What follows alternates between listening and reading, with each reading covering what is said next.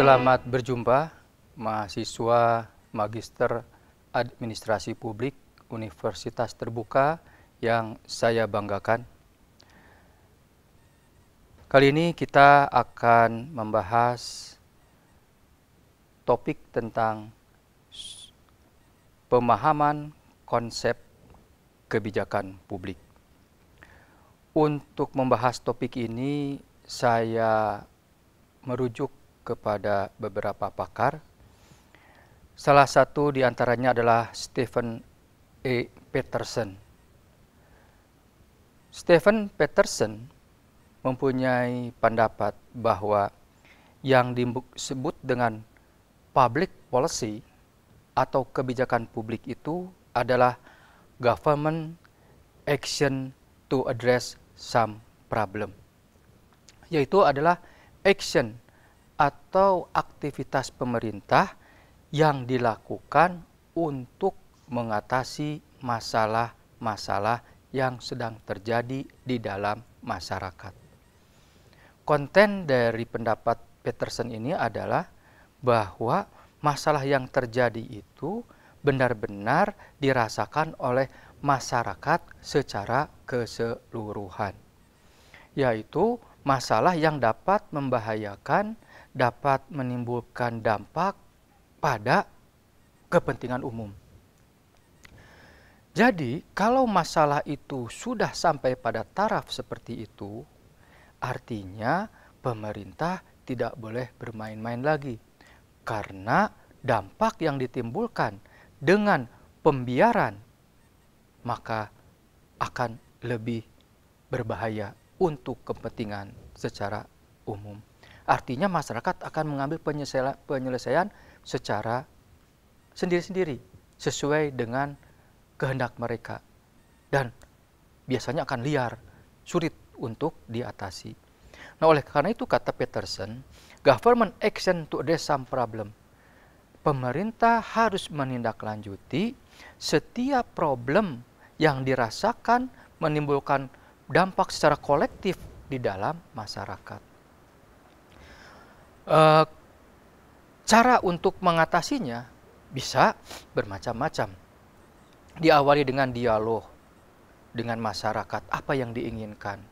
Untuk ini tentu pembuat kebijakan harus rajin-rajin, belusukan, ya, mendatangi masyarakat, berdialog dengan masyarakat untuk menyerap aspirasinya. Kalau sudah demikian, sudah dilakukan, maka pemerintah sebagai policy maker dapat mengetahui akar penyebab munculnya persoalan itu. Tidak ada yang dapat mengatasi masalah masyarakat kecuali pemerintah. Sebab pemerintahlah yang diberikan wewenang oleh konstitusi untuk melakukan kegiatan yang dapat mengatasi semua persoalan-persoalan yang ada di dalam masyarakat. Kelompok lain, siapapun juga dia, apapun juga namanya, tidak punya kewenangan untuk mengurusi masalah-masalah masyarakat ini. Konstitusi kita hanya mengatakan, untuk menjamin kesejahteraan umum, memajukan kehidupan bangsa, maka dibentuklah pemerintahan Indonesia. Jadi, pemerintahlah yang punya kewenangan membuat kebijakan dalam rangka mengatasi masalah-masalah publik. Berbeda dengan kelompok-kelompok yang lain yang di luar pemerintahan, karena pendekatannya dia profit making, bisa jadi kebijakan-kebijakannya itu hanya untuk menguntungkan kelompoknya saja, atau hanya untuk mendapatkan keuntungan. Tapi kebijakan publik, kebijakan pemerintah, orientasinya adalah public service. Dia betul-betul harus dapat memberikan pelayanan kepada masyarakat untuk dapat mengatasi semua persoalan yang muncul di dalam masyarakat. Itu, saudara-saudara, sebuah pemahaman tentang public policy dari Stephen A. Peterson. Untuk lebih lanjutnya, nanti saudara-saudara bisa membacanya dalam buku yang saya buat sendiri, dan saya kutip pendapat Peterson ini dan saya tulis dalam buku saya tentang kebijakan publik dengan pendekatan efektivitas pelayanan publik. Selanjutnya, konsep kebijakan publik yang berikutnya dari James Anderson. James Anderson agak panjang pendapatnya dan agak lengkap. Dia mengatakan bahwa public policy is a relative stable, purposive course of action followed by an actor or set of actors in dealing with set a problem or matter of concern. Kalau kita beri terjemahan secara bebas, kurang lebih seperti ini menurut James Anderson, bahwa kebijakan publik itu adalah tindakan-tindakan yang terukur yang dilakukan oleh aktor, baik dia perseorangan maupun set of actor, sekelompok aktor. Aktor di sini adalah aparatur yang diberikan kewenangan membuat kebijakan untuk bisa mengatasi masalah-masalah yang ada di masyarakat, di publik. Jadi, menurut James Anderson, tindakan-tindakan pemerintah itu harus terukur.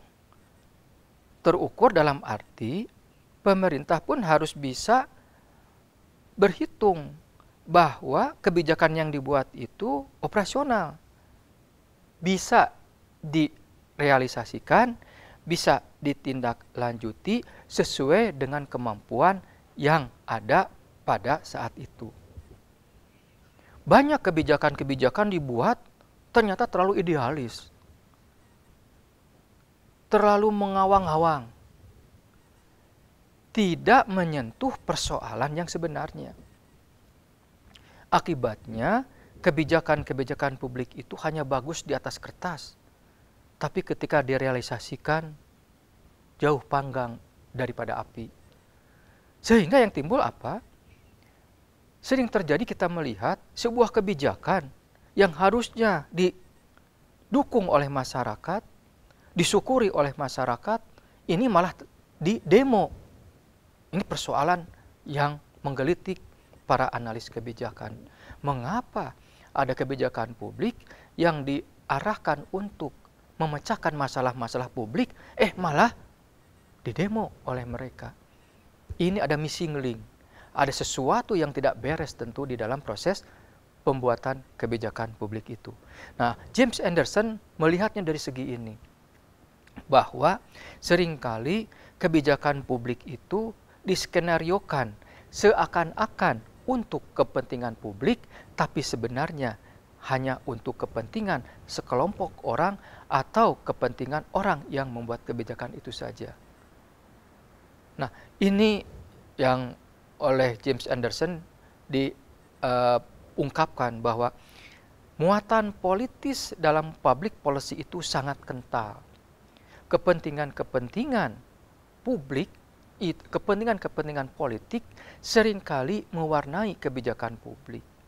Sehingga kebijakan publik itu tidak dapat menyentuh masalah yang sebenarnya, yaitu masalah-masalah yang dirasakan oleh masyarakat.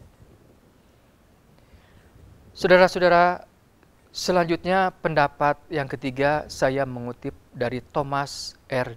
Dye. Dia memberikan batasan yang sangat elegan. Mengapa elegan? Karena begini, dia mengatakan, public policy is whatever government chooses to do or not to do.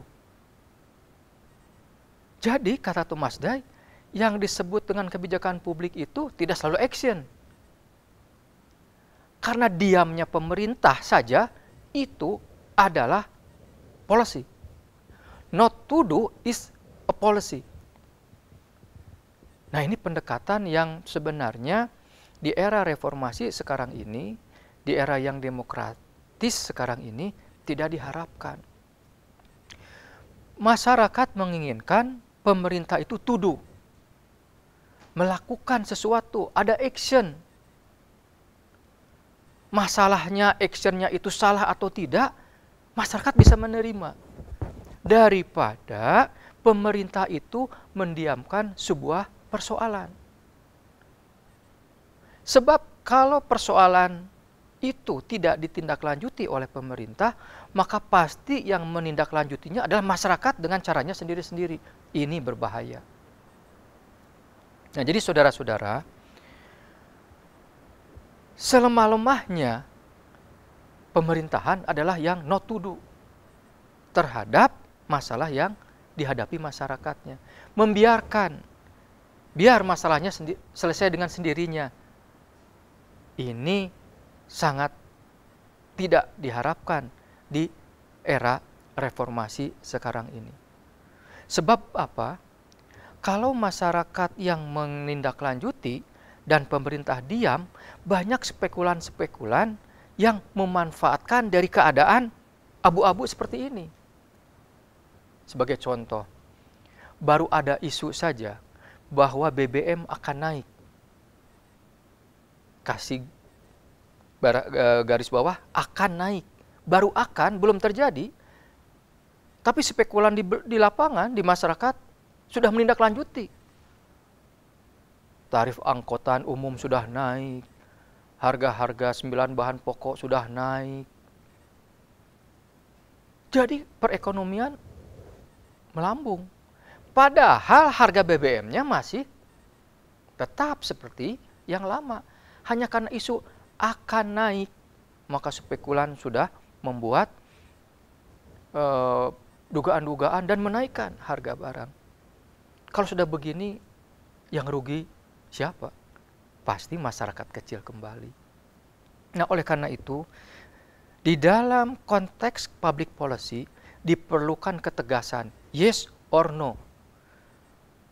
Masyarakat menginginkan ada action. Naikkan saja, tidak apa-apa. Tapi terukur berapa besar kenaikan itu. Sehingga kalau ada yang memanfaatkan para spekulan ini, para pebisnis ini, interest group ini, memanfaatkan kenaikan yang hanya seberapa, lalu dia melambungkan harga, ini dengan mudah dapat dilakukan tindakan. Karena jelas melakukan pelanggaran. Apalagi harus menimbun barang-barang yang menjadi kebutuhan masyarakat. Nah, jadi action itu, melakukan tindakan walaupun salah, lebih baik daripada tidak berbuat apa-apa. Kalau melakukan tindakan lalu salah, kita bisa memperbaiki. Karena kita tahu salahnya. Karena kita tahu salah, maka kita tahu mana yang benar. Tetapi kalau kita tidak berbuat apa-apa, maka selamanya kita tidak akan tahu bahwa apakah perbuatan kita itu benar atau salah. Yang jelas orang akan memanfaatkan keadaan yang abu-abu seperti itu. Persoalan muncul, seringkali ditanyakan oleh para mahasiswa atau oleh praktisi kebijakan. Mengapa sampai pemerintah kok tidak berani atau tidak mau mengambil kebijakan? Di dalam konsep menurut Thomas Dye, kebijakan publik itu selalu dipengaruhi oleh policy environment. Lingkungan kebijakan yang menekan si pembuat kebijakan. Sehingga dia bingung dan tidak mau mengambil resiko, maka dia lebih baik diam, membiarkan persoalan berjalan dengan sendirinya. Dia berharap bahwa masalah itu akan didapat selesai dengan sendirinya. Artinya, dia tidak mau mengambil resiko yang bakal muncul dari setiap kebijakan. Memang pasti tidak ada kebijakan yang bisa menguntungkan semua pihak. Ada saja orang-orang yang dirugikan. Yang terbaik adalah kebijakan yang efektif itu adalah mengeliminir, mengurangi, meminimalkan dampak-dampak yang tidak diinginkan itu. Karena tidak mungkin sebuah kebijakan yang dihadapi oleh semua orang dengan berbagai macam kepentingan dapat menguntungkan semua pihak. Tetapi dengan kita membuat kebijakan, melakukan action, dan ternyata salah, maka kita dapat mengetahui yang benarnya seperti apa. Jadi, saudara-saudara mahasiswa yang saya banggakan dan yang saya cintai, di era reformasi ini yang disebut dengan public policy diharapkan selalu bersifat to do, action, ada aktivitas, ada tindakan, dan jangan segan-segan untuk memperbaiki tindakan itu sekiranya tindakan yang dilakukan itu kurang tepat. Itu 3 pendapat tentang public policy, yaitu dari Stephen Peterson, kemudian James Anderson, dan yang terakhir tadi Thomas Erdős. Selanjutnya saya akan menyampaikan beberapa poin penting dari beberapa pengertian tentang kebijakan publik yang telah disampaikan tadi. Yang pertama adalah bahwa pemerintah tidak mengerjakan sesuatu not to do termasuk kategori kebijakan. Mengapa? Karena itu merupakan sebuah keputusan pemerintah, berdiam diri saja. Hanya tentu dari pihak masyarakat sangat disayangkan. Mengapa? Satu-satunya kekuatan yang dimiliki pemerintah, power yang dimiliki pemerintah itu hanyalah dalam membuat kebijakan publik. Dengan sebuah kebijakan ini, pemerintah bisa mengintervensi kehidupan masyarakat. Di luar itu tidak ada lagi kekuatan pemerintah, kecuali kebijakan. Maka pemerintah itu diamanatkan, diberi kewenangan, diberi kepercayaan itu dalam rangka mengurus kepentingan masyarakat melalui berbagai kebijakan publiknya. Jadi kita bisa bayangkan dan bisa kita pahami, sangat disayangkan kalau kesempatan baik ini, kewenangan yang dimiliki yang sangat baik ini tidak digunakan oleh pemerintah. Karena memang kita pun harus pahami bahwa keberadaan pemerintah itu dikelilingi oleh berbagai macam lingkungan kebijakan. Dan ada kekhawatiran dari policy maker kalau membuat kebijakan akan menimbulkan dampak yang lebih buruk dari masalah yang sedang terjadi saat ini. Tapi saya kira dalam era yang reformasi seperti ini, segala keterbukaan, kalaupun pemerintah salah dalam membuat kebijakan, itu ada peluang untuk memperbaiki. Ini sebagai kendali, jangan ada yang memanfaatkan keadaan-keadaan yang sedang tidak stabil di masyarakat. Jangan mengambil keuntungan dari kondisi seperti itu. Maka tindakan pemerintah tegas, dan tindakan pemerintah itu bersifat otoritatif. Bisa memaksa kepada semua orang. Apakah dia mendengar atau tidak kebijakan itu dibuat, apakah dia bisa menerima atau tidak, tetapi ketika sudah ketok palu, maka setiap anggota, setiap warga masyarakat wajib mentaatinya dan melaksanakannya. Jadi, kekuatan kebijakan publik itu luar biasa yang dimiliki oleh pemerintah. Dia itu otoritatif, mampu memaksa kepada semua orang. Tidak mengenal anak, tidak mengenal istri, tidak mengenal atasan. Selama dia melakukan pelanggaran, maka sanksi bisa diberikan. Tidak ada alasan karena dia tidak tahu, karena dia tidak mendengar. Itu bukan alasan. Begitu palu diketok bahwa kebijakan ini telah disahkan, maka semua wajib mengamankannya dan melaksanakannya. Jadi, saudara-saudara sekalian, bahwa kualitas seorang pemimpin itu dilihat dari bagaimana dia membuat kebijakan dan bagaimana dia mengimplementasikan kebijakan itu.